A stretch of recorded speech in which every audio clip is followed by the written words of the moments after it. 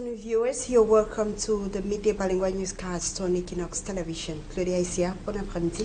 Bon après-midi, Madame Glory. Madame, Messieurs, bon après-midi et bienvenue aux 12h sur Équinoxe Télévision. Ouvrons ce journal avec l'affaire des jumeaux décédés après leur naissance à l'hôpital La Quintini. La famille crie à la négligence médicale ayant conduit à la mort des nourrissons. Dans un communiqué, l'hôpital La Quintini dénonce une manipulation visant à ternir l'image de la structure hospitalière. Nos reporters Claude Ekwa et Nadine Yambou se sont rendus dans la famille de la jeune Raïssa qui vit désormais dans le traumatisme. Regardons ce reportage. C'est une jeune maman désespérée, complètement brisée et abattue que nous avons rencontrée au domicile familial situé au quartier Niala à Douala 3e. Raïssa, 23 ans, a perdu ses jumeaux après la naissance à l'hôpital La Quintini de Douala. Si jeune que je suis, je fais 2 enfants et je perds les 2 à la fois. Même pas un qui reste avec moi, même pas un. Je fais quoi pour mériter ça? Élève en classe de terminale, Raïssa Lène avait été référée par une clinique dans cette structure sanitaire publique à 8 mois, 1 semaine de grossesse. Ceci compte tenu de l'évolution sensible de sa grossesse gémellaire. Elle aura donc passé 3 semaines internée jusqu'au jour fatidique du 11 février. Mes enfants sont sortis, il n'y avait pas de problème. Quand le garçon sort le premier, il a crié, il n'y avait pas de problème de dire comment on fait souvent, on tape les enfants, tout. La fille est sortie pareil, il n'y avait pas de problème. Vers 14 h, je demande à ma mère que maman, les enfants sont en bas depuis, est-ce qu'on t'a appelé? Elle me dit non, je dis que va quand même regarder si les enfants vont bien. Et que ma mère arrive en bas.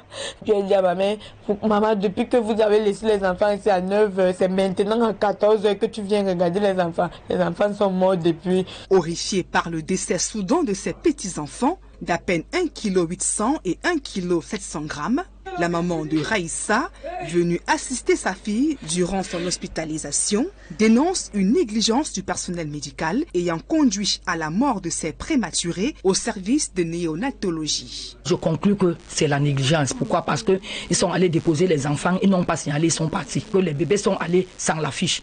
Les enfants sont restés mourir, personne pour m'appeler, alors qu'ils ont mon numéro là-bas. Ils ne sont pas montés. Je suis très très déçu. J'ai vu l'une des stagiaires passer, celles qui sont allées avec mes enfants. Je demande à maman, les enfants que vous avez portés hier, vous les avez amenés où? Elle me dit qu'elles sont allées, elles ont demandé, on a dit qu'il n'y avait plus de place, mais on devait changer les enfants qu'on a trouvés pour mettre ma part. J'ai posé la question à savoir, les enfants que vous deviez changer et mettre ma part, vous deviez le mettre où? Et là, vous avez laissé les enfants, vous n'avez non plus signalé. Quand vous avez tourné le dos, elle me dit ceci, elle, ça ne la regarde pas.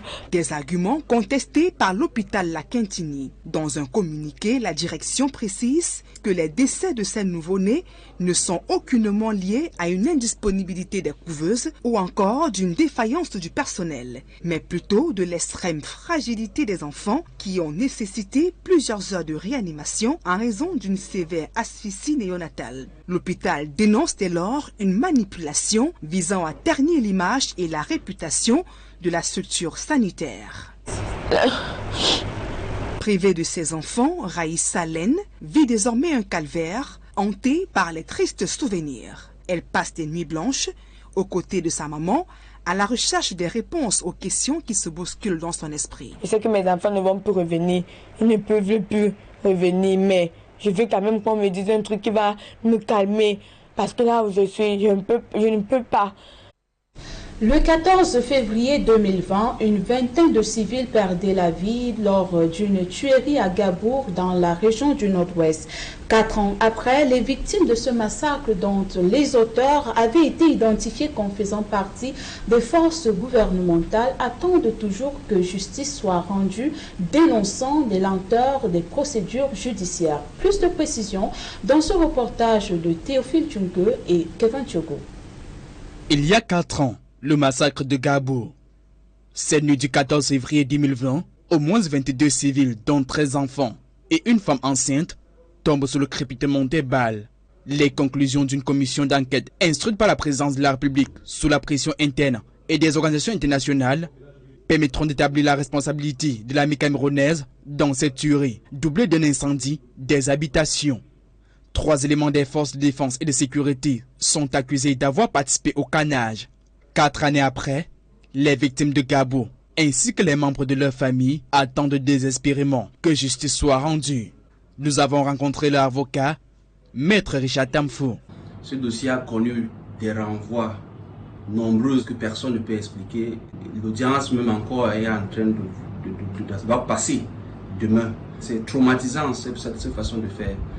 Nous sommes fatigués dans ce dossier parce que même les victimes ou les ayants droit que nous avons défendus sont fatigués. Comme Human Rights Watch, organisation de défense des droits de l'homme, dans une dépêche publiée ce 14 février, Maître Richard Tamfou dénonce un procès qui semble éternel et entaché d'irrégularité.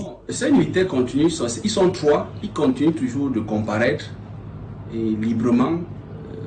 Sauf que, bon, on ressent, nous qui vivons avec nous, qui voyons ce qui se passe, vous voyez que même quand eux viennent à l'audience, ils ne sont pas escortés. Quand l'audience finit, ils rentrent librement. On ne sait pas où ils sont détenus. Bref, on ne voit pas peut-être une mesure contraignante comme dans les autres prisonniers où tu vois les prisonniers venir. L'homme de droit nous présente un rapport sur l'aide présidentielle au profit des victimes dont il a obtenu copie. Pour lui, l'administration ou bien le gouvernement a décidé de choisir sa part des ayants droit qu'elle a déjà même désintéressé.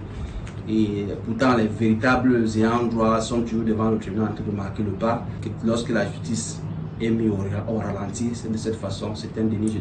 Alors qu'approche la date d'une nouvelle audience au tribunal militaire de Yaoundé, Human Rights Watch appelle les autorités judiciaires à saisir cette occasion pour rendre définitivement justice aux victimes en évitant de nouveaux reports. Hier, 14 février, était jour de célébration de la Saint-Valentin, la fête des amoureux. Le marché des fleurs à Douala était inondé de personnes venues acheter des roses et autres cadeaux pour leurs partenaires. Toutefois, bon nombre sont ceux qui célèbrent cette fête sans connaître l'origine. Josiane Gog et Hubert Michel Camille. Marché des fleurs de Douala, dans ses plus beaux atouts, ce 14 février, jour de la Saint-Valentin, ici s'est installé les couleurs de l'amour qui attirent les jeunes toutaureaux. Le temps presse et chaque partenaire veut s'arracher sa rose avant la tombée de la nuit. I love natural flowers. It just makes you feel special. Someone cares about you, you're in love. L'agencement des couleurs se fait à la demande du client et les prix selon le bouquet de fleurs. On agence ça avec du feuillage et on met des gypsophines, des petites fleurs blanches aussi que vous voyez pour agencer le bouquet pour que le bouquet soit gai. Le bouquet de 10 roses c'est 20 000. Le bouquet de 5 roses c'est 10 000. La tige de roses c'est 2 000. La Saint-Valentin, une journée pour dire les mots doux et faire les beaux gestes. Toutefois, chacun a sa propre conception de cette fête dite de l'amour. C'est une fête où il faut s'entendre, parler à sa femme, les choses de l'amour. Après l'amour, c'est le tour du foyer qui arrive. À notre temps, quand nous on était très jeunes, on n'avait pas ça. Je suis obligé d'accepter, d'encourager mes enfants, les plus jeunes, à s'aimer. L'Église catholique a également une lecture propre de la Saint-Valentin. D'abord son origine qui est essentiellement religieuse. Historiquement, Saint Valentin de Terni ou Valentin de Rome est un prêtre qui est devenu évêque, qui a beaucoup milité pour la célébration des mariages au moment où l'empereur Claude II, le gothique, interdisait la célébration des mariages dans son empire parce qu'il voulait les hommes pour aller faire la guerre. Aujourd'hui, donc, on dit bonne fête à tous les amoureux selon la volonté de Dieu. Mais cet amour ne se limite pas seulement au couple marié. Il s'ouvre entièrement à l'homme. Ça peut aussi être pour la veuve. Elle va aujourd'hui sur la tombe de son mari et elle dépose une fleur symbolique et elle demande la messe pour le repos de son âme. Ça peut aussi être pour les célibataires qui aspirent au mariage. Évidemment, on doit être exclus de cette célébration. Les prêtres et toutes les autres personnes consacrées et doivent surtout être exclus toutes les personnes qui sont en couple de même sexe. Après la phase des cadeaux, les amoureux s'offrent un dîner dans un restaurant chic. D'autres choisissent de rester en communion avec la nature ou se font plaisir à la maison. Ou alors rien du tout si on n'y accorde aucun intérêt.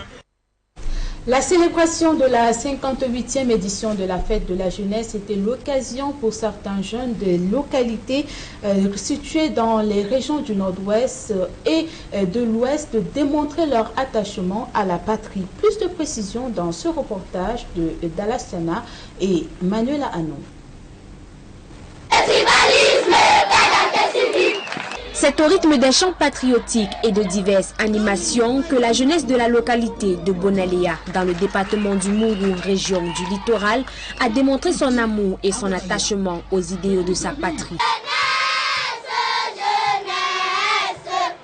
Lors de leur passage devant le maire de la commune de Bonaléa et de ses élites, les jeunes ont émis le souhait de travailler la terre de leur village, un besoin auquel le maire s'est un peu senti. Les vastes plantations que les jeunes voudraient faire, je leur ai recommandé de se rapprocher de leurs leaders communautaires, des chefs des villages, qui doivent certainement avoir les terres.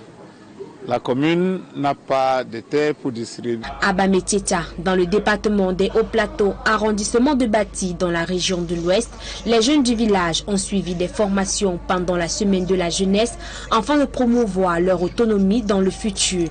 Les dites formations étaient basées sur l'élevage, la fabrication des savons en morceaux liquides et en poudre, des techniques de fumage, du poisson et du poulet. J'ai essayé d'apporter une plus-value dans le domaine de l'élevage, plus précisément dans le domaine de la production porcine, en leur proposant une formation théorique pour renforcer les capacités de base de certains éleveurs dans la localité. Au nord-ouest du pays, malgré les multiples tensions enregistrées dans la région, les jeunes du département d'Ngor-Ketoudia ont réaffirmé leur patriotisme pour leur nation. Tout au long de la semaine de festivités, tout s'est déroulé sans incident, mais caractérisé par l'ordre, la discipline. C'est donc dans ces festivités que s'est achevée la 58e édition de la fête de la jeunesse au Cameroun. Rendez-vous en 2025. En religion, la communauté chrétienne a entamé hier le carême. Prière, jeûne, abstinence et pénitence sont au menu de cette période de 40 jours qui précède la fête de la Pâque. Plus de précisions dans ce reportage de Nadine Guafo, Robert Moukoubé et Christine Babanda. C'est parti pour 40 jours de prière, pénitence et partage pour la fête de Pâques. C'est le début déjà du carême. Et puis, ça nous demande de nous concentrer et de nous élever vers le Seigneur. Les chrétiens catholiques du monde entier en général et ceux de la ville de Douala en particulier entament le carême ce mercredi 14 février.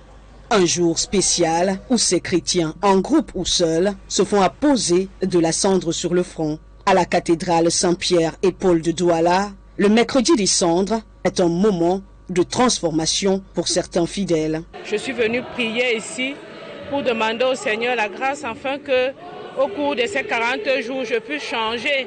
Au sortir de ce carême, moi, dans ma vie personnellement, j'espère être quelqu'un d'assez plus ouvert. Au-delà de l'entrée dans le carême, cette imposition rappelle également l'état de l'homme qui n'est que poussière. Et vous avez écouté tout à l'heure les formules que le prêtre utilise quand il marque le sang sur le front du chrétien. Tu es poussière et tu retourneras poussière. Convertis-toi et crois à l'évangile. Durant toute la journée du mercredi, la cathédrale n'a cessé de connaître une grande affluence. Une occasion pour l'abbé Bertrand Ronga-Togné de donner les orientations de ce rite. Tous les efforts que nous allons fournir, la prière, les pénitences, les mortifications, contribuent à la paix dans les régions du nord-ouest, du sud-ouest et du Grand Nord. Au regard de la polycrisie qui frappe le Cameroun, les hommes de Dieu placent cette période sous le signe du bien et de la paix. Plusieurs messes continuent d'être célébrées ce mercredi 14 février. Le premier chemin de croix, quant à lui, débute demain 15 février dès 5 heures dans cette cathédrale. À présent, la deuxième partie de ce journal est en langue anglaise et c'est avec vous, Malaglory. Thank you, Claudia Isia. Ladies and gentlemen, thanks for staying with us for the second part of the news. A family here in the city of Douala is accusing the Douala Lakentini Hospital of negligence resulting to the death of their twin babies. The mother to the 23-year-old mother to the innocent children say a lack or limited incubators in the hospitals contributed to the death of the children. Reporter Immaculate Fawe met with Raisa at the family residence and reports that she is heartbroken. Here's the report. Heartbreaking incident for 23-year-old Riser as the joy of motherhood is short-lived. Visiting her family residence at the Nyala neighborhood in the Dollar 3 subdivision 1 week after the incident, Riser is still mourning her twins, a boy and a girl, who died few hours after she gave birth at the Douala Lakentini Hospital. Riser had earlier been in a private clinic while she was 8 months 1 week pregnant. She was later transferred to the Lakentini Hospital due to some complications. The upper student was admitted for 3 weeks at the Douala Lakentini Hospital till 11th of February when she gave birth to her twins weighing 1 kilo 800 grams and 1 kilo 700 grams respectively. The mother of Riser, who was her caretaker while she was being admitted, blames the premature death of her grandchildren on the negligence of some medical practitioner and the absence of an incubator. Contractions began at 6 a.m. and at 8:25 a.m. my daughter gave birth to the boy. The girl later came out at 8:30 a.m. The interns later took my grandchildren to another room and denied granting me access into the room, so I later rushed to different pharmacies to get drugs prescribed by the doctor for my daughter. So when I came back to check on my babies, they told me they died hours ago. So while I was there, I heard one of them complaining that how can they come with premature babies and they are not kept in an incubator. I am disappointed with the hospital. C'est la négligence. Pourquoi? Parce que ils sont. I gave birth to my twins and they were healthy. I carried both of them in my arms. I wanted to take pictures of my kids, but they refused, claiming the kids were premature and had to be taken to the other room. They did not put my kids in an incubator, which led to their premature death. An argument which has been contested by the management of the Lakentini Hospital. In a communique, the management says, the hospital debunks information circulating that the children died as a result of the absence of incubators and negligence of its staff. The hospital has at its disposal 22 incubators which are all in good state. We will love to precise that the efforts were made to resuscitate the twins who were suffering from severe neonatal asphyxia. The management denounces the fact that some individuals are bent on tarnishing the reputation of the hospital. Away from her kids, Riser now spends sleepless nights soaked in tears while wondering what really happened to her babies. Quite a sad story there. And to another sad event, 5 most critical cases of the 11th February explosion in Kambe, Donga-Mantun division of the Northwest region has been evacuated to Bamenda for emergency care. They were received by the Northwest Governor Adolphe Lele Lafrique, during which he made some new revelations regarding the investigations. Details with Mo Stella. 5 out of the over 80 victims of the Nkambe homemade explosion on February 11 are currently receiving urgent attention at the Bamenda Regional Hospital. We've received from the airport, Bafut Airport, 5 most severe cases of the incident in Nkambe, where we had more than 80 victims. And of these 5 cases, there are 3 female and 2 males, ranging from 12 to 18 years. And most of them have this blast injury, amputation of the limbs. So another person has 2 limbs amputated, another person has 1 limb, and another person has a blast in the face. The prognosis of some remains uncertain as medical teams work tirelessly to stabilize them. We assess them and make sure that they have the best medical care, the best psychological care, and also we encourage the population to continue to give them the psychosocial support. Meanwhile, the governor of the Northwest region visited the survivors, offering words of solace and announcing significant developments in the investigation. As of today, 4 persons has been promoted into custody, and we are appealing the population to remain in calm, and all the medical team all over Norway have been mobilized to take care of the patients. The tragic incident in Cambe has sparked widespread condemnation, with mothers protesting barefoot at the place of the incident in Cambe and diplomatic missions joining and denouncing the act. The victims are being treated in different wards at the Bamenda Regional Hospital, raising again an urgent need for the construction of the Bamenda Referral Hospital, abandoned at the foundation levels since 2017. Still in the Northwest region, 14 February 2024 marks exactly 4 years since the incident in Gabu that led to several deaths and so many injured persons, and justice is yet to be served. Legal Mind says justice delayed is justice denied, while victims are waiting for an open investigations in relation to this attack. A confidential document reveals that some individuals have received compensation in relation to this incident. More details with Babila Jonathan. 4 years after the Ngalbu massacre, victims are still waiting for justice. At least 22 people, including 13 children and a pregnant woman, were killed 14 February 2020 during a military operation in that part of the Donga Mantum Division, Northwest region of Cameroon. We are still before the military tribunal in Yaoundé. I myself am very surprised with the lengthy nature of this case. We are tired of the numerous adjournments. I cannot really tell you exactly what we have done. We have not moved any forward. The prosecution has not yet proven its case, made a case. We, the defense, we have not even been able to cross-examine or to establish any case. We are just from one incident to the other, from one adjournment to the other. Several obstacles have hindered the progress of the case at the Yaoundé Military Court. One of the major hindrances in the file, first of all, is the magistrate handling the case. The way the case is handled by her, I can see a majority of the incidents in the file, she's the one who causes. From one adjournment to the other, at times no reason. It has weakened the victims who were coming or their legal heirs, because it is first of all very tedious for them to leave Gabu to come to Yaoundé for hearing.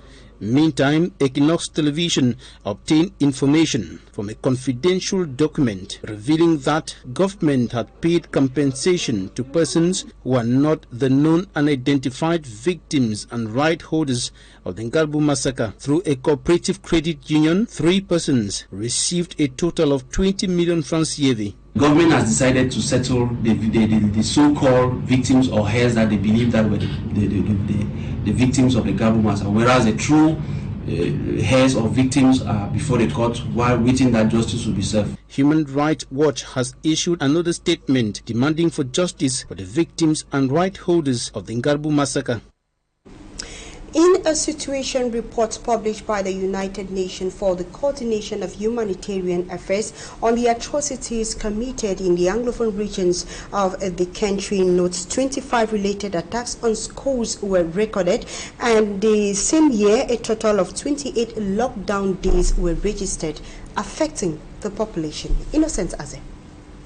United Nations Office for the Coordination of Humanitarian Affairs, OCHA, in its recent situation report on the Anglophone crisis, says the population of the 2 English-speaking regions are continuously affected by armed violence, with many civilians targeted directly, others killed in crossfire or injured by improvised explosive devices. OCHA discloses that more than 96,000 people were displaced in 2023 within Anglophone Cameroon due to violence. As concerns lockdown, the organization notes an accumulated total of about 28 days of lockdown, varied from 2 days to 14 days, were registered in 2023, making life unbearable for the population and its workers. Roadblocks and bans on movement on certain roads further worsened the situation, as delivery of humanitarian aid and the access of the population to aid and services were paralyzed. OCHA also revealed over 25 violent incidents related to education were reported in 2023, including killing of school personnel, abduction of students and teachers, threats, and damage to school infrastructures. Attacks as well extended to health facilities with enormous destruction, kidnapping, detention of, and threats against healthcare workers. According to OCHA, despite the prevailing insecurity, there was over 13% increase in the number of schools functional in the northwest and southwest regions last year. That is 59% in 2023 against 46% in 2022. Despite this, thousands of children remain out of school and still among about 65,000 refugees in Nigeria as of December 31st, 2023. The deteriorating relationship between employers and employees has been blamed on staff representatives. These personal delegates are accused of not being transparent in their work. And to better the situation, workers of trade unionist group elected personal delegates of different companies here in the city of Douala to train them on their different responsibilities. Innocent as they once more. It has been noticed within enterprises that staff representatives no longer play their genuine role to protect employees' interests, report difficulties they encounter to their employers, and put the employer-employee relationship on a balanced scale. Several employees recount how, due to intimidation, staff representatives tend to side with employers at their detriment.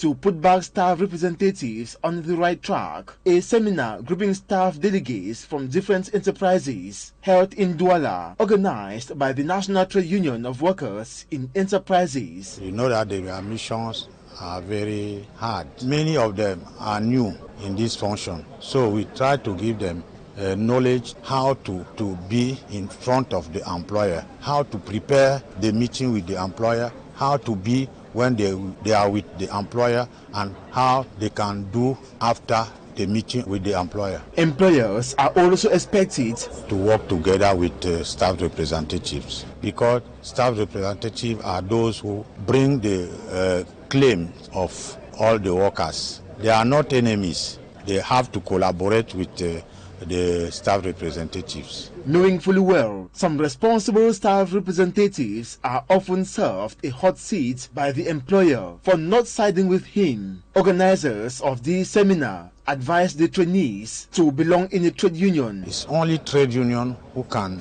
bring change in this work milieu. With the trade union, we can propose many changes and give good information for workers. A trade union can make a track if what they propose is not agreed by the employer. With skills acquired, these staff delegates are expected to serve with a clean conscience and maintain a cordial relationship between employers and employees. 14th of February is observed worldwide as Valentine's Day. It is celebrated between couples, family members, and friends who often exchange gifts of different nature, though many do not know the significance of this day. And our reporter Esia Lucilengo in the following report tells us the origin of Valentine's Day. Her report. 14th of February, a day couples, families choose various means of showing their love for one another. We get up in the morning, we do our morning devotion, we put God in everything we do. Later on, everybody goes to whatever activity they have. Then back home in the evening, we join as a family, we have a meal, and we share a little bit of everything together. At a flower market known by its French acronym Marché des Fleurs, couples visit to get natural flowers for their partners or flowers offered to them to rekindle their love. It's for me, my husband offered it to me.